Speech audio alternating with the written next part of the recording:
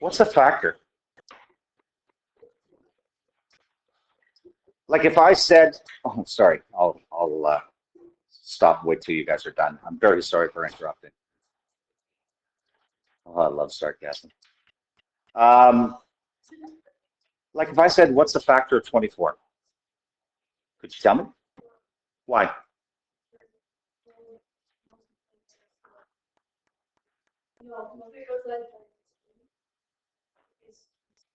Yeah, what's another way you could say that? You're right. Into 24, add one more word. A factor goes into another number.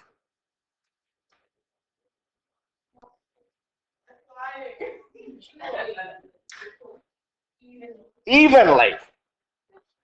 Equally was pretty close, but evenly is, okay? So we would say like 4 is a factor of 24 because 4 goes into 24 evenly. So does 12, so does 2, okay? And we multiply factors to get other numbers. So if I multiplied the factor 12 times the factor 2, I'd get the number 24. Same thing applies in algebra. Like I could say, what's a factor of x to the third? I could say x. X goes into x to the third evenly. So does x squared. So does x cubed. Okay? And when we say it goes in evenly, that means when we divide it, when we divide the original number by the factor, what's the remainder? 0.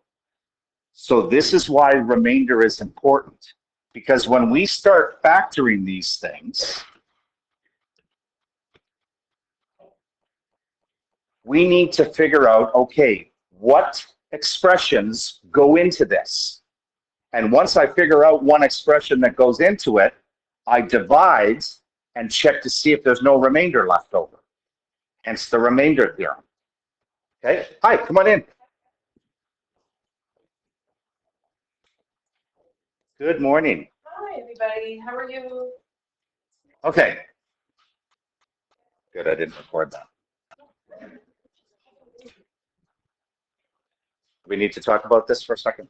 Do you want me to pause so we can talk about this and get this out of our system? Yes, I see a nod. Okay, fine. Okay, fine.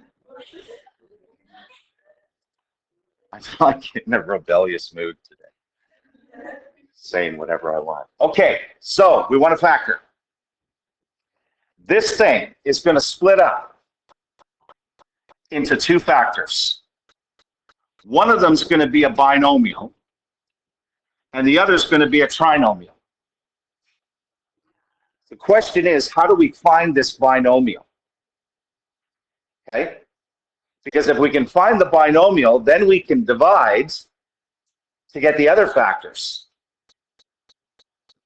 So this is what's always going to happen. So if this was x to the 4th, it would split up into a binomial with an x term, and then this would be an x cubed term. It would be 3 terms. And then we'd have to keep doing that again. You'll see how it works. Okay? So the question is, what number goes here? Well, if we look at the last number of the original 4, these are numbers at the end of these 2 factors. These 2 numbers have to multiply to get 4. They have to. Okay? In order for it to be a factor, divide evenly. So these must be factors of 4. What are the factors of 4? Right, you've got half of them.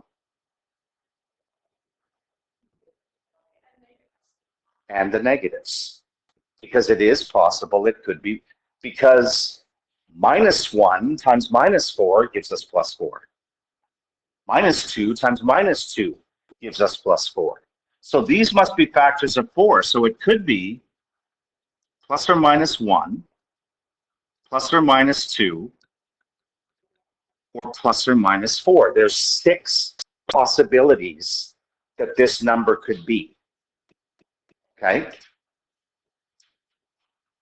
So this could be x -1, it could be x +1, it could be x -2, it could be x +2, and so on. So how do I figure this out? This is where I use the remainder theorem. I am going to toss one of these numbers in here, divide it, and see if there's no remainder. Okay? I would always suggest you start with the lower ones. So why don't we start with 1? What happens if we plug 1 in here? Well, if we try 1, what's the remainder going to be? Well, this is going back to the remainder theorem, isn't it? Plug 1 in for x in the original binomial that we're trying to factor. And what do we get? 1 minus 4 minus 1 plus 4, which works out to 0. That means 1 works, which means x minus 1 is a factor.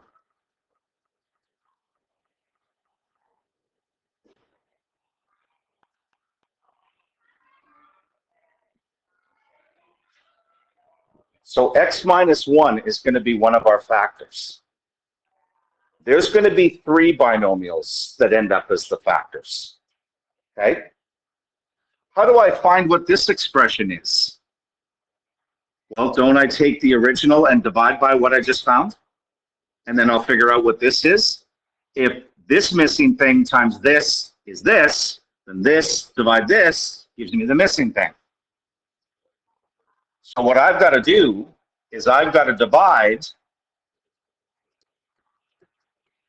x to the 4th minus 4x squared minus x plus 4 divided by the factor I just found. Well, you guys know how to divide. What would I do to divide this? What would I use to divide it? Synthetic division. So put the 1 on the outside because it's in subtraction form, so it's 1. And then the coefficients are 1 minus 4 minus 1 plus 4. I know that it divides evenly. So this is going to have to be 0. If this is not 0, you've made a mistake. So it's a good way to check your work. So drop, multiply, add, add, multiply, add, multiply, add, and we get 0.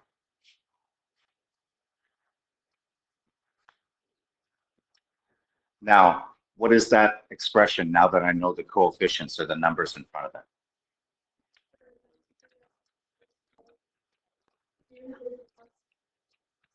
No.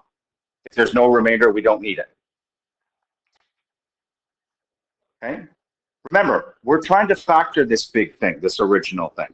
So we're trying to break it down into everything that multiplies to get that original expression.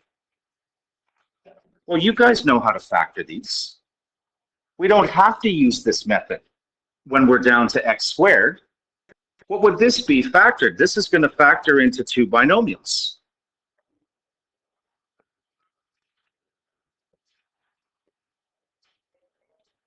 What would it be?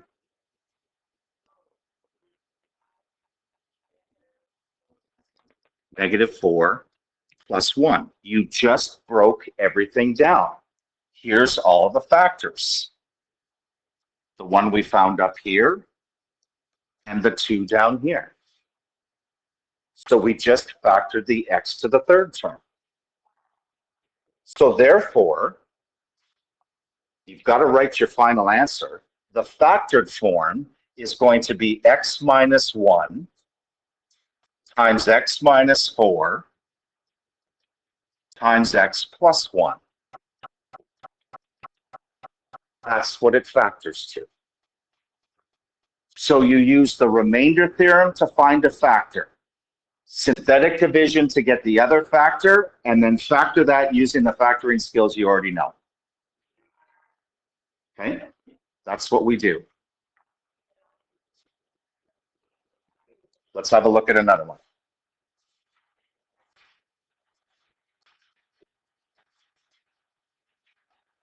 We'll do this one together, and then I want you to try the next one on your own. And we're not going to do the last question, by the way. Okay, so we want to factor this thing.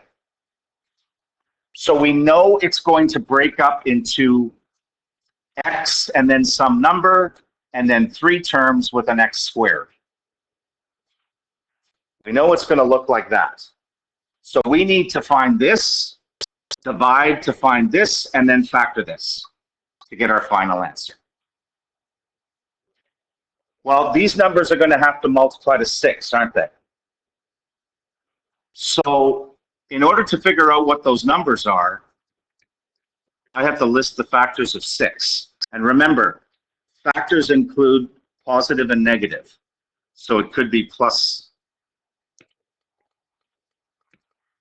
minus 1, plus minus 2, plus minus 3, plus minus 6.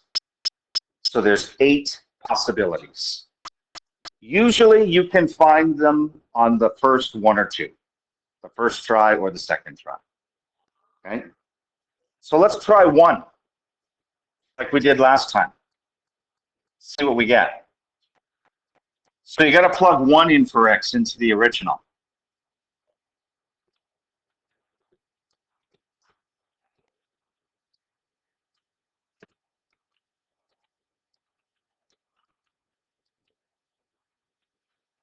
Does that look like it's going to give us 0?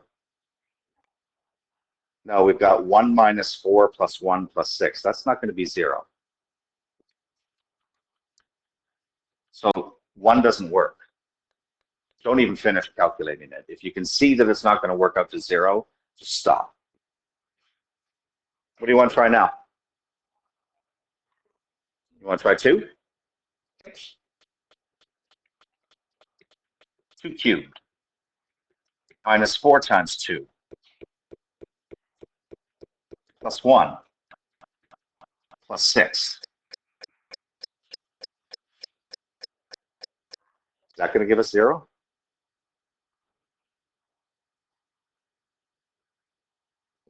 Eight minus 8 is 0, plus 1 plus 6. That's going to give us 7.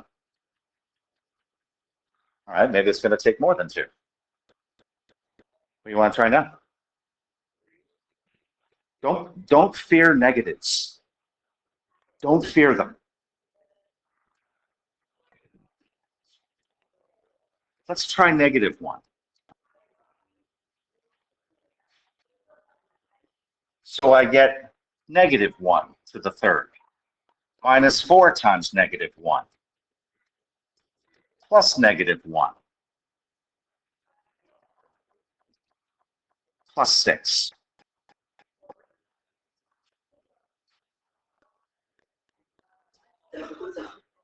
Did I do something wrong here?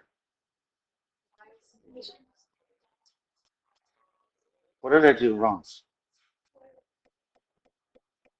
Because I'm square. No. What am I doing wrong? Not squaring it. Crap. I mean, golly. Gee. So maybe 2 does work. Let's see.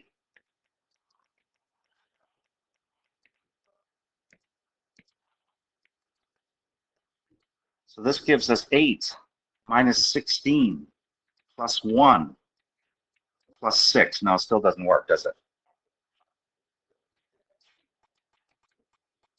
That's not equal to 0. So let's try this one. Negative 1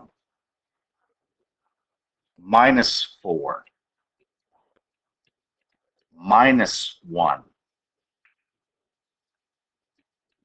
plus 6. Is that right?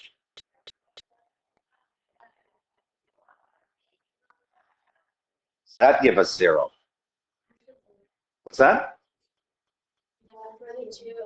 2 should work? What have I done wrong here? The 1 should be 2. Good job. My mistake.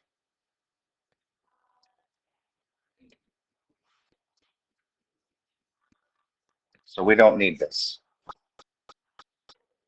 So it does equal 0. I knew this was taking too long. So it does equal 0. Thank you. So that means what's the factor? If we plug 2 in, what's the factor then? Say the whole thing. X minus 2. Okay, we got one factor.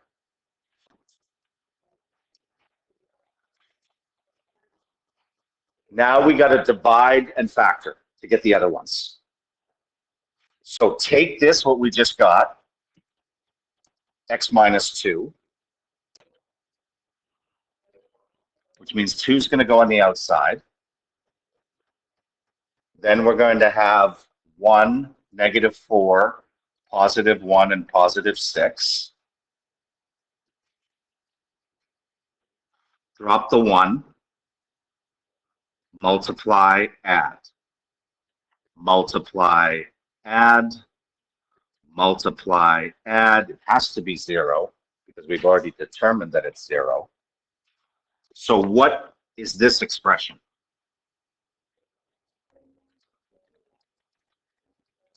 Which factors 2?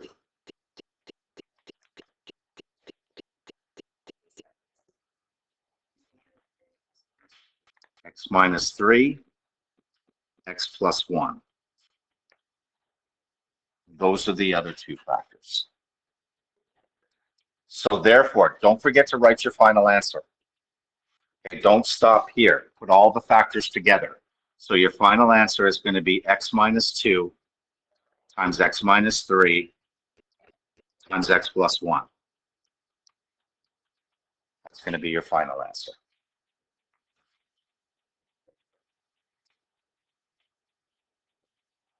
Okay, I want you to try the second one, the next one, and then we'll wrap it up from there.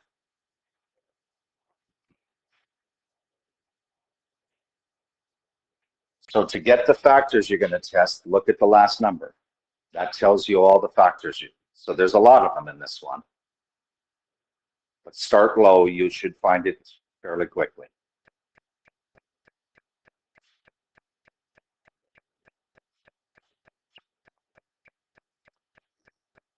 So let's have a look at this. So if we tried 1, it's not going to work. If we tried negative 1, it's not going to work. So if we tried 2, I'm just going to skip ahead here. We're going to get 2 to the third minus 2 squared minus 8 times 2 plus 12, which works out to 8 subtract 4 minus 16 plus 12, which equals 0. Therefore, x minus 2 is a factor. Okay. So we got one of them. To get the other one, we take the original and divide it by x minus 2 using synthetic division. So we get 1, negative 8, positive 12. We know the remainder is going to be 0. So we get this for the coefficients of the answer when we divide, which converts to x squared plus x minus 6, which factors to x plus 3 times x minus 2. So x minus 2 is actually a factor twice. Oops, not done yet.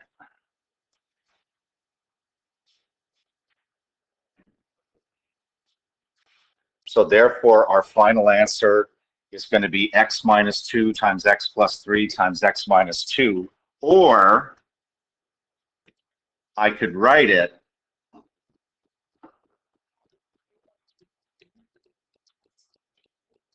like that, fully simplified. Okay. If you wrote the x minus 2 twice, I'd still give it to you. Okay. Okay. So the last stage of looking at these polynomial functions is how to graph them. And of course, if you're given an equation and asked to graph it, we work in reverse too. You're given the graph and asked to find the equation like we've done in the previous 2 units. So for Monday,